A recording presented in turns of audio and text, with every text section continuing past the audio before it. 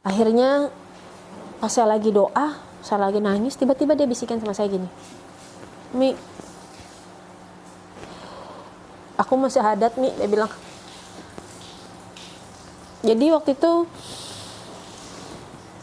saya bilang saya kurang dengar, mau syahadat kak, iya aku mau masuk Islam deh. Assalamualaikum warahmatullahi wabarakatuh. Jumpa kembali bersama kami Insan Mualaf. Jangan lupa like dan subscribe channel kami, agar selalu menghadirkan video-video terbaru tentang mualaf. Assalamualaikum warahmatullahi wabarakatuh. Bismillahirrahmanirrahim. Nama saya Elizabeth Janita Ruru. Saya berlatar belakang seorang mualaf. Nama saya Elizabeth Janita Ruru. Cuman teman-teman di Terang Jakarta biasa panggil saya Umi Ica. Alhamdulillah saya dikaruniai 4 orang anak. Yang paling besar itu Graciela, saat ini sedang kuliah di Institut Ilmu Al-Quran. Ini semester ketiga. Terus anak saya yang kedua itu Valen Rehwela, itu sekarang dia SMA kelas 3 di SMA 90.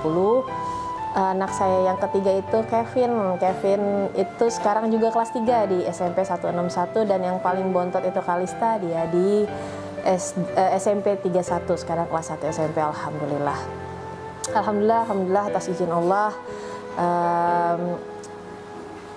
atas kasih sayang Allah, saya diberikan hidayah Islam.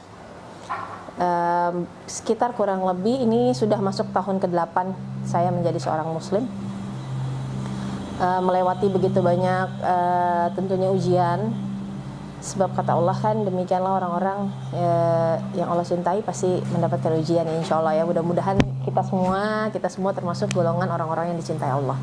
Apapun yang kita jalani, apapun ujian yang kita hadapi, semoga Allah berikan jalan keluar, dan kelak kita menjadi orang-orang termasuk golongan orang-orang yang bersabar dan dicintai oleh Allah. Alhamdulillah, kira-kira kurang lebih 8 tahun yang lalu saya mulai mencari tahu tentang Islam. Kenapa sih saya cari tahu tentang Islam saat itu? Karena waktu itu saya benar-benar dihadapkan dengan banyak pertanyaan-pertanyaan mengenai seputar agama Islam ya. Karena latar belakang saya dulu adalah seorang Kristen Protestan yang pada saat itu juga cukup rajin ya ke gereja. Sampai suatu saat saya ketemu sama seorang teman, terus entah kenapa hadir aja kayak pertanyaan di dalam diri saya waktu itu. Sebenarnya orang Islam tuh berdoanya sama siapa sih gitu kan? Karena yang saya tahu waktu itu kayaknya kedengarannya sama Nabi Muhammad. Jadi dulu anggapan saya orang Islam tuh Tuhannya Nabi Muhammad. Dulu anggapan saya kayak gitu. Jadi waktu itu saya pikir, oh Tuhannya Nabi Muhammad kali gitu kan. Tapi karena nggak pernah berani tanya atau apa, jadi ya udahlah sambil lalu aja. Karena memang dari latar belakang keluarga juga nggak ada yang beragama Muslim. Jadi nggak pernah ada hadir pertanyaan atau apa gitu, nggak pernah, karena memang nggak ada juga apa segala macam ya. Jadi saya pengen tahu tentang Islam. Salah satu yang memicu saya pengen tahu tentang Islam tuh waktu itu qadarullah tuh, salah satu teman kantor saya tuh ada kesulitan. Dia itu perlu susunya tuh nggak ada di Indonesia, hanya di Australia. Terus waktu itu juga Umi Pipik bikin charity night kalau nggak salah. Waktu itu untuk pasien apa saya udah agak lupa ya, tapi waktu itu charity night. Jadi waktu itu tadi bukan teman kantor saya, tapi salah satu charity night-nya dari Umi Pipik, cari susunya itu ada di Australia, dan kebetulan bos saya waktu itu orang Australia gitu. Pokoknya singkat cerita, kita mau support, mau bantu, ada memberikan susu apa segala macam, itu saya upayakan gitu ya. Waktu itu saya masih Kristen, cuman saya tertarik aja kalau ada kegiatan-kegiatan sosial gitu ya, mau siapa aja saya inginnya bantu gitu ya. Kalau punya teman Islam itu biasa ya, tapi kan ini saya datang ke suatu kumpulan ya, ada suatu kumpulan pengajian, tapi saya dianggap gitu, saya nggak diminoritaskan itu. Waktu itu disitulah mulai hadir pertanyaan-pertanyaan banyak dalam diri saya. Salah satunya muncul, yaitu siapa sih sebenarnya Tuhannya Muslim ini, orang Islam itu Tuhannya siapa sih? Ya Nabi Muhammad gitu kan. Tapi kan gengsi kan mau tanya-tanya ya, gengsi gitu mau tanya-tanya, ngapain tanya-tanya gitu kan, gengsi mau tanya-tanya. Akhirnya saya cari, tapi ya itu mungkin jalan dari Allah juga ya, pencarian saya mungkin nggak sempurna. hanya sedikit informasi, dan saya selalu kayaknya teman-teman di kantor itu kan selalu rela meluangkan waktu ya untuk sholat gitu kan. Kayaknya kok kenapa sih lu kok pada sholat gitu, sementara kan kalau kita dulu ya latar belakang saya doa makan kapan aja, nggak usah ada khusus mesti wudhu dulu apa dulu gitu kan ya, kita mendoa bisa kapan aja, kayaknya lebih santai gitu, nggak ada keharusan ini dan itu gitu. Jadi makin banyak lah pertanyaan-pertanyaan saya. Tayangan di TV itu memperlihatkan Ka'bah gitu ya, orang-orang lagi pada mau sholat. Terus saya juga makin bertanya-tanya, kok mereka bisa ya segitu banyaknya orang, kalau Allahu Akbar dia berdiri bareng nih, dan Allahu Akbar lagi dia nunduk nih, apa gitu yang, dan itu kayaknya di seluruh penjuru bumi ini akan sama ya, kalau Allahu Akbar yang ini berdiri, kalau sami Allahu liman hamid. Pokoknya itu kan jadi pertanyaan-pertanyaan ya, waktu itu saya belum mengerti, cuman itu hadir jadi pertanyaan-pertanyaan dalam diri saya yang saya nggak mau cari tahu ke siapa juga, gengsi, mau tanya-tanya juga malu gitu ya. Sampai suatu saat di tengah waktu-waktu saya mencari-cari tahu, ketemulah sama sahabat lama saya, sahabat lama banget. Lalu pada beliau ini saya tanyakan, Mbak, emang iya ya? Karena ini sahabat udah lama banget dan dia udah tahu isi-isi hati saya apa segala macam kehidupan saya gitu ya, latar belakang saya dia udah tahu, jadi lebih nyaman bertanya ya, jadi nggak ada judgement juga, nggak ada apa gitu ya. Saya tanya sama dia, Mbak, kenapa sih Islam tuh kalau doa mesti sholat? Terus ya itu tadi saya tanya, emang Tuhannya siapa? Saya bilang gitu. Sampai akhirnya saya cari tahu ke salah satu sahabat saya ini, saya tanya itu tadi, siapa Tuhannya dan kenapa sih kalau berdoa tuh kok kayaknya beda ya, hanya ada 5 waktu, hanya ini apa segala macam. Tapi fokus pertanyaan saya waktu itu adalah siapa Tuhannya. Jadi waktu saya tanya, Mbak, emang Tuhannya Nabi Muhammad ya? Ya enggak lah, lu gila kali, kayak gitu ya. Mohon maaf ya, kita kira-kira kayak gitu bahasanya. Ya enggak, bukan, Nabi Muhammad ya Nabi. Dia bilang Tuhannya ya Allah, nggak ada, kita nggak ada Tuhan selain Allah. Terus saya langsung dek gitu di hati saya, hah, nggak ada Tuhan selain Allah, jadi Tuhannya cuma satu? Iya cuma satu, pokoknya Allah aja. Dia bilang nggak ada, di Islam tuh nggak ada Tuhan lain atau apa lain, nabi ada tapi nggak ada nabi dituhankan atau apa segala macam, nggak gitu ya. Pokoknya itu anggapan-anggapan saya sebelumnya ya, yang saya nggak ketahui gitu, karena kan saya nggak ada informasinya. Jadi waktu saya tanya Tuhannya siapa, teman saya tuh bilang Tuhannya ya Allah, Allah aja. Terus saya bilang Nabi Muhammad, kalau pertanyaan saya waktu itu kayak gini, kalau Nabi Muhammad tuh kalau kita punya dosa, apakah Nabi Muhammad yang akan mengampuni dosa kita, lalu memudahkan jalan kita untuk ke surga atau apa segala macam? Kira-kira seperti itulah pertanyaan saya. Nah, beliau bilang, enggak Cak, Tuhannya cuma satu, yang berhak menentukan lo masuk surga apa enggak, lo berdosa apa enggak, apa-apa yang lo lakukan itu cuma Allah. Nabi Muhammad tuh ibaratnya gini, waktu itu dia memperumpamakannya ya, ibaratnya lo lagi kerja di suatu kantor, beliau tuh bos lo. Pasti kalau bos kan punya tahu nih anak buah kerjanya seperti apa segala macam.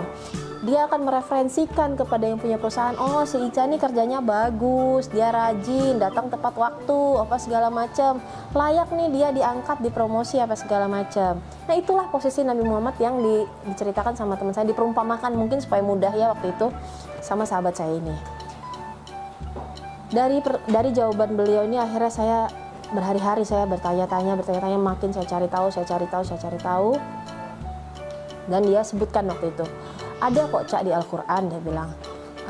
Waktu itu saya belum tahu ya kalau itu surat Al-Ikhlas. Saya cuma baca bahasa Indonesianya aja. Bahwa di situ dikatakan bahwa tiada Tuhan selain Allah. Allah itu tidak diperanak dan tidak memperanak. Wah, itu kayak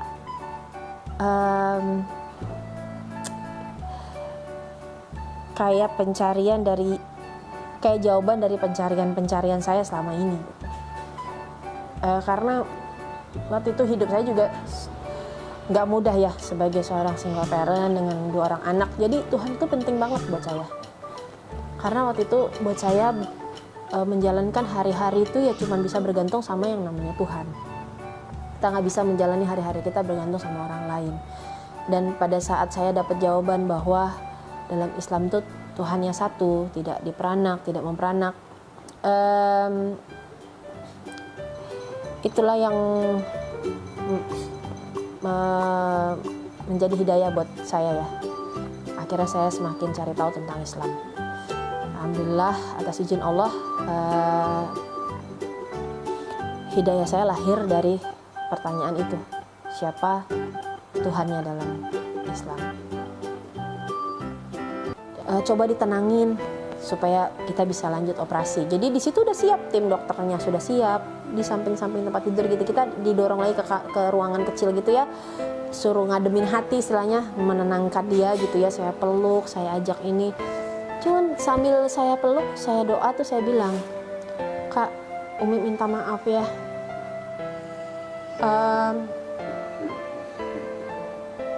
Waktu itu udah nggak bisa lagi kan saya berdoa seperti mungkin anak saya berdoa gitu ya.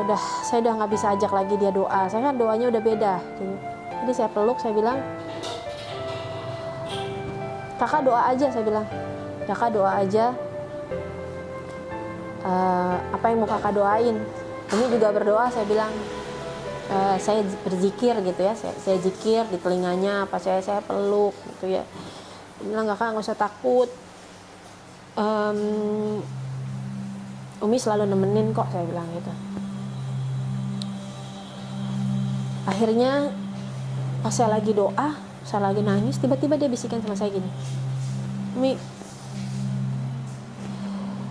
aku mau syahadat Mi, dia bilang. Jadi waktu itu, saya bilang saya kurang dengar, mau syahadat gak? Iya, aku mau masuk Islam, dia bilang. Aku mau masuk Islam. Ya udah, di ruang operasi itu disaksikan dokter, disaksikan suster. Akhirnya saya ajak dia bersyahadat. Jadi dia syahadatnya di ruangan operasi. Jadi waktu dia dioperasi sudah dalam keadaan Islam. Alhamdulillah atas izin Allah. Itu hidayah yang Allah berikan. Akhirnya setelah saya juga menunggu ya, anak saya setengah kurang lebih 1 tahun, banyak ujian. Ternyata itu tadi, nggak ada doa yang kembali dengan sia-sia. Dan hidayah itu memang punya Allah. Kita nggak bisa berbuat apa-apa gitu, selain kita kejar, selain kita upayakan, selain kita ikhtiarkan gitu. Tapi kepada siapa Allah akan memberikan hidayah itu memang benar-benar rahasia Allah. Singkat cerita, kurang lebih seperti itu perjalanan kami sekeluarga sampai akhirnya alhamdulillah Allah kumpulkan kami, bisa ibadah sama-sama, bisa belajar sama-sama, bisa saling tolong-menolong di dunia dakwah. Insya Allah apa-apa yang kami punya, kami ingin sekali berperan untuk berbagi hidayah. Semoga kiranya cerita-cerita dari teman-teman mualaf bisa menginspirasi dan menghadirkan hidayah juga buat teman-teman yang lain. Kami dari setelah melewati banyak ujian, akhirnya Allah pertemukan kami dengan usaha kami saat ini ya, Box by Box ya. Yang pasti janji Allah itu pasti, bahwa bersama kesulitan pasti ada kemudahan. Dan barang siapa yang senantiasa menjaga Allah, insya Allah Allah pun akan menjaga kita. Itu adalah sedikit cerita dari kami ya. Semoga bermanfaat, semoga dapat diambil kebaikan. Kalau ada kata-kata yang kurang berkenan, mohon dimaafkan. Abi yang udah sabar membersamai perjalanan kami sampai hari ini ya. Sabar sebagai seorang suami, seorang ayah. Semoga Allah kumpulkan kelak kita di jannahnya dalam keadaan terbaik. Dan terima kasih juga buat anak-anak yang dari awal kebersamaan kita sampai hari ini. Seperti mimpi-mimpi kita sekeluarga, semoga Allah kabulkan untuk kita bersama-sama, tidak hanya di dunia tapi sampai ke surga. Bisa umroh sama-sama, bisa pergi haji sama-sama, bisa beribadah sampai akhirnya husnul khotimah, insya Allah. Terima kasih semuanya. Semoga tetap semangat, tetap terus berjuang di dalam Islam. Terima kasih.